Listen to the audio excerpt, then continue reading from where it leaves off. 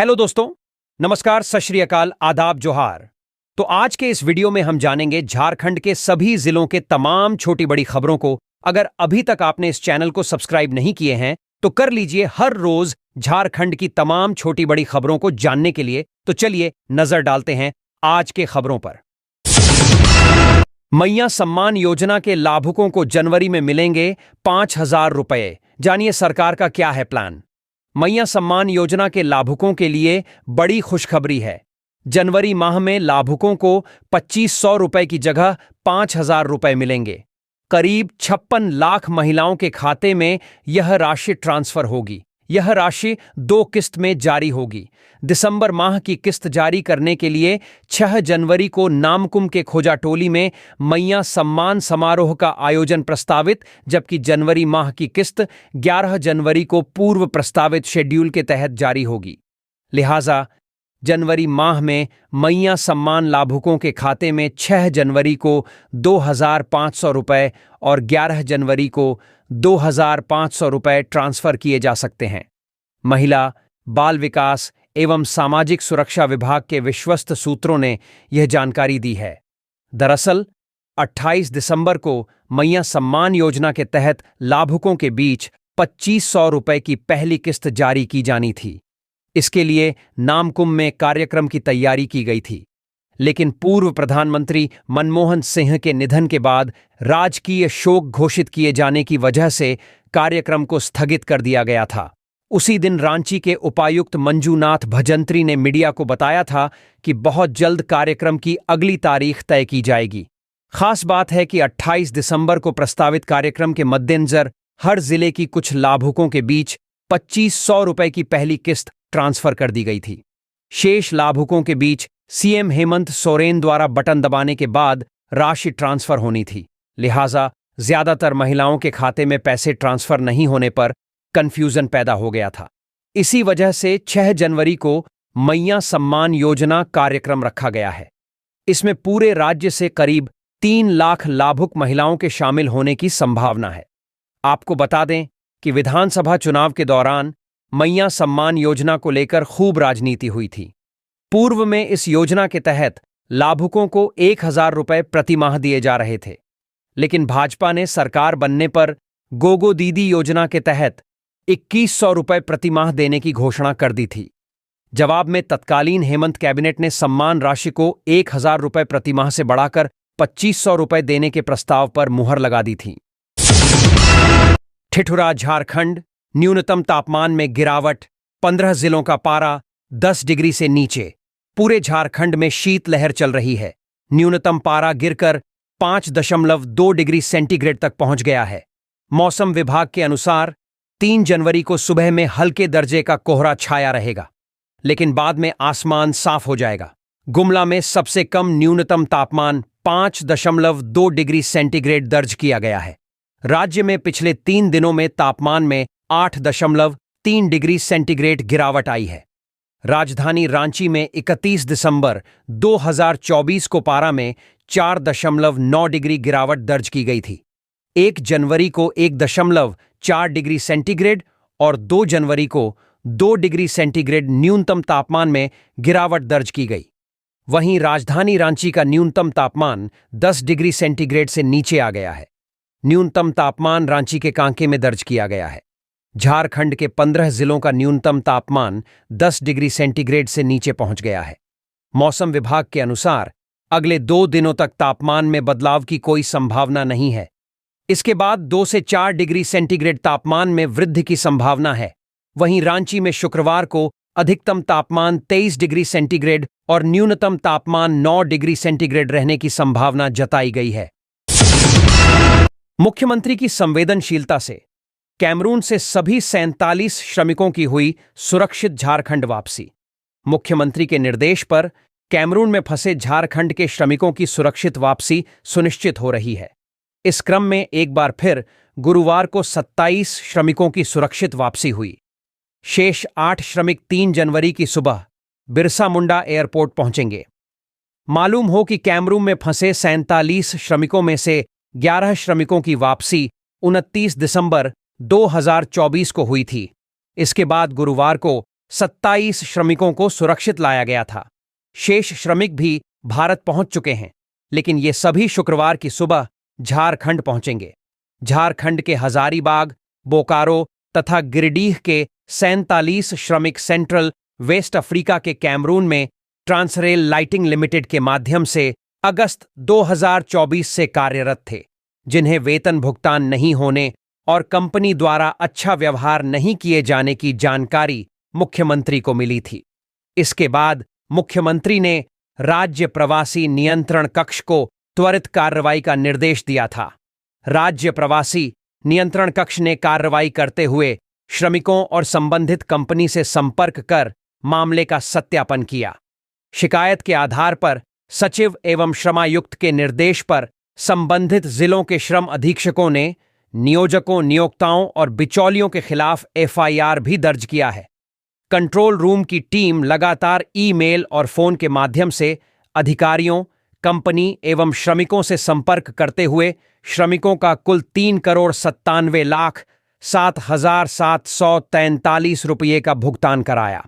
मुख्यमंत्री ने श्रमिकों की वापसी के बाद विभागीय सचिव को इन श्रमिकों का पारिवारिक विवरण संग्रह कर सरकार द्वारा संचालित योजनाओं से संबद्ध करने का निर्देश दिया है। इस निर्देश के बाद सभी संबंधित श्रम अधीक्षकों ने श्रमिकों का विवरण प्राप्त कर उन्हें योजनाओं का लाभ देने की प्रक्रिया शुरू कर दी है। सभी जिलों की पुलिस लाइन और वाहिनी में खुलेंगे पेट्रोल पंप, तैयारियों में जुटा झारखंड पुलिस मुख्यालय। सामुदायिक पुलिसिंग को बढ़ावा देने के लिए अब सभी जिलों में भी पुलिस प्रशासन पेट्रोल पंप संचालित करेगा। अन्य बड़े शहरों की तर्ज पर यहां भी एक ऐसा पेट्रोल पंप होगा जिसे निजी कंपनी या व्यक्ति नहीं बल्कि पुलिस वाले चलाएंगे। जल्द ही झारखंड के हर जिले के पुलिस लाइन और आर्म्ड फोर्स वाहिनी में पेट्रोल पंप स्थापित करने की तैयारी चल रही है। इसको लेकर पुलिस मुख्यालय ने तैयारी भी शुरू कर दी है। जानकारी के मुताबिक इसको लेकर गुरुवार को इंडियन ऑयल, भारत पेट्रोलियम और हिंदुस्तान पेट्रोलियम के अधिकारियों के साथ एक बैठक भी आयोजित की गई है, जिसकी अध्यक्षता डीजीपी करेंगे।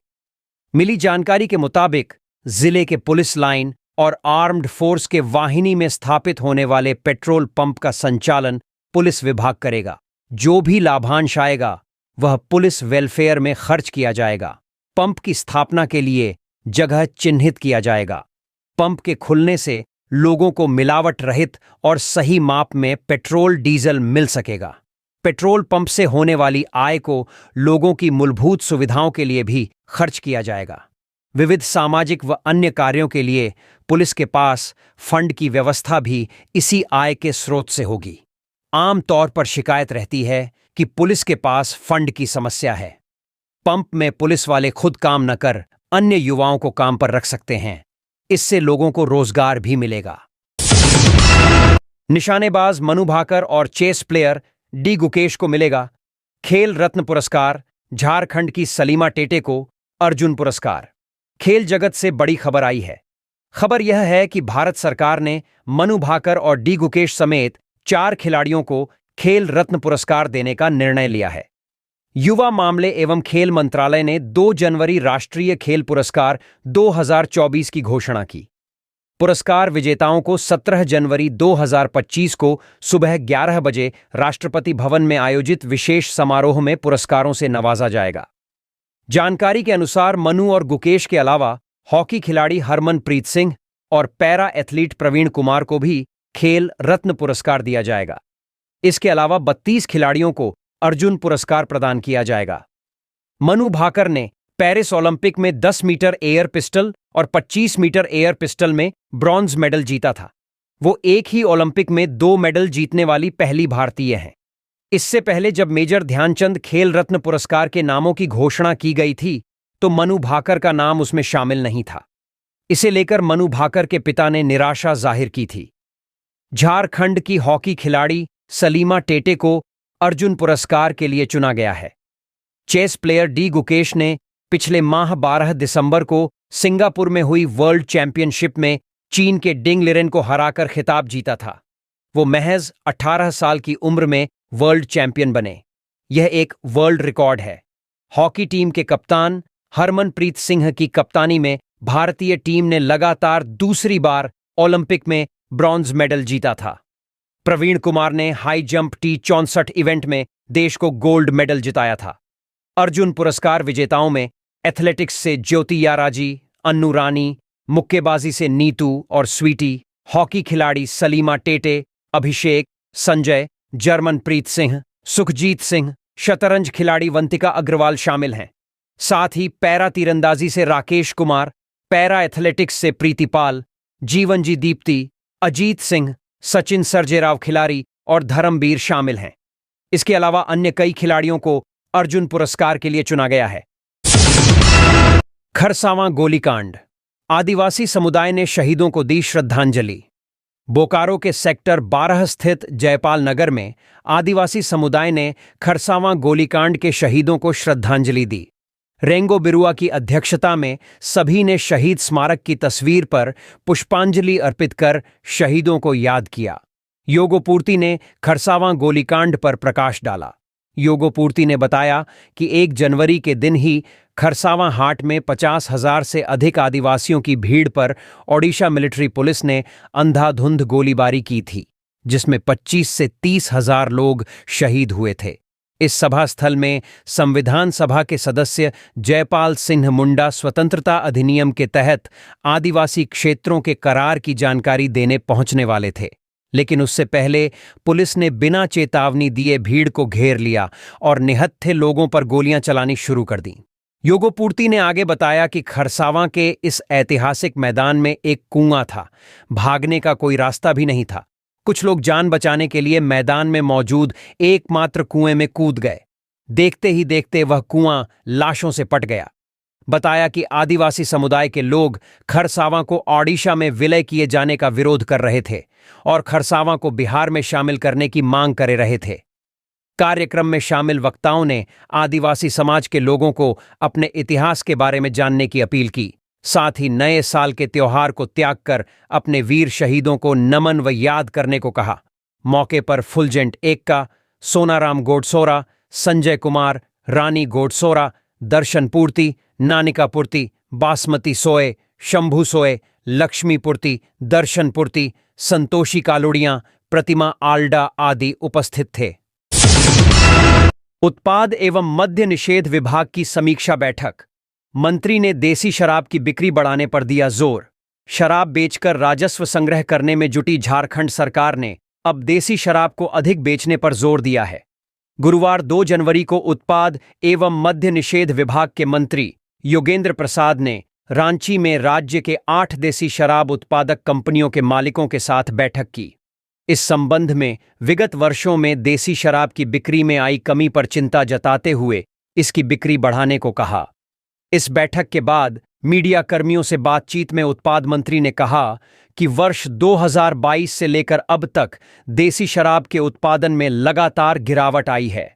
ऐसा होने से उपभोक्ताओं को शराब नहीं मिल रही है, वहीं सरकार को राजस्व का नुकसान हो रहा है। मंत्री ने स्पष्ट निर्देश दिया है कि राज्य में मौजूद 8 देसी शराब उत्पादक अपने उत्पादन बढ़ाने का काम करें, अन्यथा दूसरे राज्यों से देसी शराब का आयात किया जाएगा। मार्च महीने में विभाग की ओर से मॉडल शराब दुकान खोलने की तैयारी की जा रही है, जहां उपभोक्ता शराब का सेवन कर सकते हैं। ग्रामीण उपभोक्ताओं से अपील करते हुए मंत्री ने कहा कि वह महुआ दारू के सेवन से दूर रहे, यह स्वास्थ्य के लिए हानिकारक होता है। इस मौके पर उत्पाद मंत्री ने कहा कि शराब से जुड़े उपभोक्ताओं के किसी भी शिकायत के निवारण के लिए सरकार की ओर से टास्क फोर्स का गठन किया गया है, जो त्वरित कार्रवाई करेगी। झारखंड सरकार पिछले वित्तीय वर्ष 2023 से 24 में 2300 करोड़ की उगाही शराब बेचकर की थी। इस बार 2700 करोड़ का राजस्व का लक्ष्य है। विभाग ने इसके लिए कई कदम उठाए हैं। विभागीय आंकड़ों के मुताबिक दिसंबर 24 तक करीब 2400 करोड़ की शराब बेचकर विभाग ने कमाई की है। चालू वित्तीय वर्ष के 2 महीने शेष हैं, जिसमें लक्ष्य को पूरा करने के लिए करीब 300 करोड़ का शराब बेचनी होगी। विभागीय अधिकारी इसे आसानी से पूरा होने का दावा करते हुए कहते हैं कि लक्ष्य से अधिक उत्पाद विभाग राजस्व वसूली में सफल होगा। लातेहार में कृषक पाठशाला, किसानों को बताए जाएंगे उन्नत खेती के तरीके। जिला कृषि पदाधिकारी अमृतेश कुमार सिंह के द्वारा लातेहार में कृषि के विकास के लिए कई अनोखे प्रयास किया जा रहे हैं। इन्हीं प्रयासों में जिले के मनिका प्रखंड के अंतर्गत एजामाड़ गांव में कृषक पाठशाला बनाई जा रही है। इस कृषक पाठशाला में किसानों को उन्नत खेती की तकनीक से रूबरू कराते हुए साधारण किसानों को उन्नत किसान बनाया जाएगा। दरअसल मनिका प्रखंड के एजामाड़ दैदेच गांव में कृषि विभाग का एक प्रक्षेत्र स्थित है। यहां विभाग की लगभग 25 एकड़ भूमि है, परंतु इस भूमि पर खेती नहीं होने के कारण इसका उपयोग नहीं हो पा रहा था। जिला कृषि पदाधिकारी अमृतेश कुमार सिंह ने इस भूमि के सदुपयोग की योजना बनाई है। करीब 25 एकड़ में फैले इस क्षेत्र में एकीकृत बिरसा ग्राम विकास योजना सह कृषक पाठशाला योजना चलाकर भूमि का सदुपयोग करने तथा इसके माध्यम से आसपास के गांवों के किसानों को उन्नत खेती से जोड़ने की योजना तैयार की गई। प्रक्षेत्र के प्रांगण में किसानों को प्रशिक्षण देने के लिए एक प्रशिक्षण भवन का निर्माण भी कराया जा रहा है।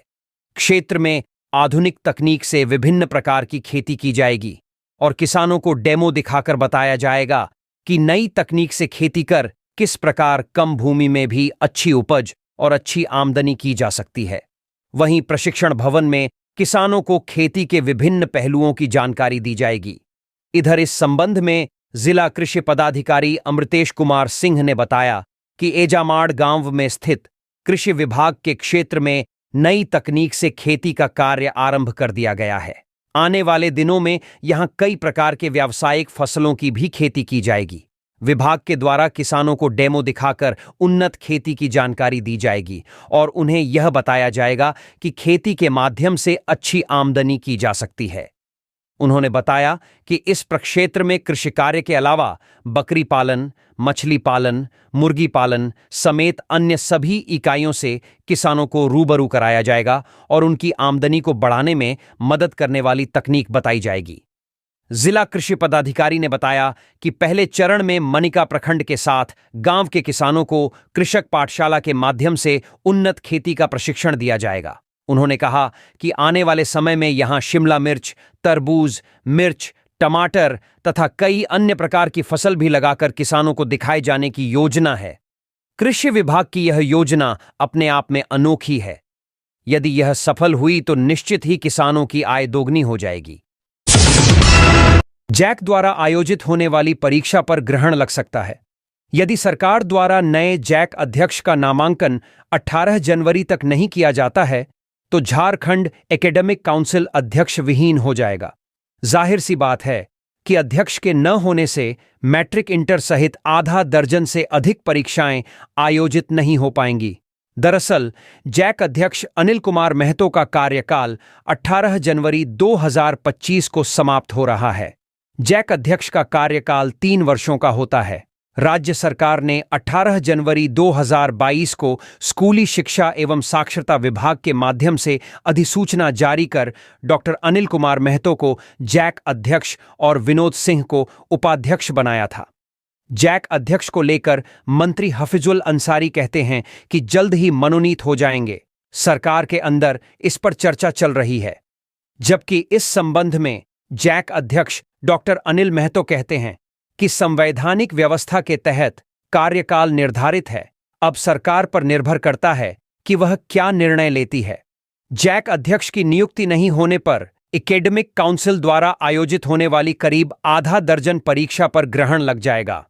8वीं, 9वीं, मैट्रिक, 11वीं और इंटर जैसी परीक्षाएं निर्धारित समय पर नहीं हो सकेंगी। इतना ही नहीं, जैक का प्रशासनिक कामकाज भी प्रभावित होगा। गौरतलब है कि पिछली बार तत्कालीन शिक्षा मंत्री जगन्नाथ महतो के हस्तक्षेप और व्यक्तिगत प्रयास के बाद 18 सितंबर 2021 से खाली पड़े अध्यक्ष, उपाध्यक्ष के पदों को अंततः 18 जनवरी 2022 को भरा गया था। रांची यूनिवर्सिटी के परीक्षा नियंत्रक और विनोद बिहारी महतो कोयलांचल यूनिवर्सिटी के प्रोफेसर रहे डॉक्टर अनिल महतो को अध्यक्ष बनाया गया था, जबकि केसी कॉलेज बेडो के professor in-charge doctor Vinod Singh उपाध्यक्ष बनाए गए थे। रांची कांग्रेस भवन में डॉक्टर मनमोहन सिंह को श्रद्धांजलि, झारखंड विधानसभा से पूर्व पीएम को भारत रत्न देने का प्रस्ताव पारित करने की मांग।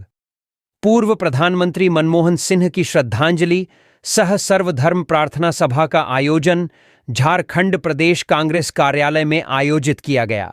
इस सर्वधर्म प्रार्थना सभा में प्रदेश अध्यक्ष केशव महतो कमलेश, वित्त मंत्री राधाकृष्ण किशोर, पूर्व केंद्रीय मंत्री सुबोधकांत सहाय, पूर्व मंत्री बादल पत्रलेख, पूर्व राज्यसभा सदस्य प्रदीप बलमुचु सहित बड़ी संख्या में कांग्रेस नेताओं ने भाग लिया। पूर्व प्रधानमंत्री मनमोहन सिंह को श्रद्धांजलि देने के लिए पार्टी नेताओं द्वारा सर्वधर्म संभव प्रार्थना और 2 मिनट का मौन रखा गया। इस सभा में वक्ताओं ने कहा कि देश जब आर्थिक संकट से झेल रहा था, तब ग्लोबल मंदी से निकालकर देश को आर्थिक ताकत बनाने में डॉक्टर मनमोहन सिंह की अहम भूमिका रही। इसलिए मनमोहन सिंह को भारत रत्न मिलना चाहिए। पूर्व केंद्रीय मंत्री और कांग्रेस नेता सुबोधकांत सहाय ने कहा कि डॉक्टर मनमोहन सिंह न सिर्फ एक उत्कृष्ट व्यक्तित्व के धनी व्यक्ति और सफल प्रधानमंत्री रहे, इसके अलावा वे एक महान अर्थशास्त्री भी थे। ऐसे में जिस तरह तेलंगाना सरकार ने विधानसभा से प्रस्ताव पास कराकर स्वर्गीय डॉक्टर मनमोहन सिंह को भारत रत्न देने की मांग की है, इसी तरह से झारखंड सरकार को पहल करके विधानसभा से प्रस्ताव पारित कराकर केंद्र को भेजे ताकि डॉक्टर मनमोहन सिंह को भारत रत्न मिले। स्वर्गीय मनमोहन सिंह की श्रद्धांजलि सभा को संबोधित करते हुए प्रदेश अध्यक्ष केशव महतो कमलेश ने कहा कि पूर्व प्रधानमंत्री मनमोहन सिंह जितने सॉफ्ट थे, वहीं देश हित के लिए फैसले लेने में वह उतने ही कठोर हो जाते थे। उन्होंने कहा कि देश को आर्थिक मंदी से निकालकर विकास की राह पर ले जाने में डॉक्टर मनमोहन सिंह की भूमिका अहम रही।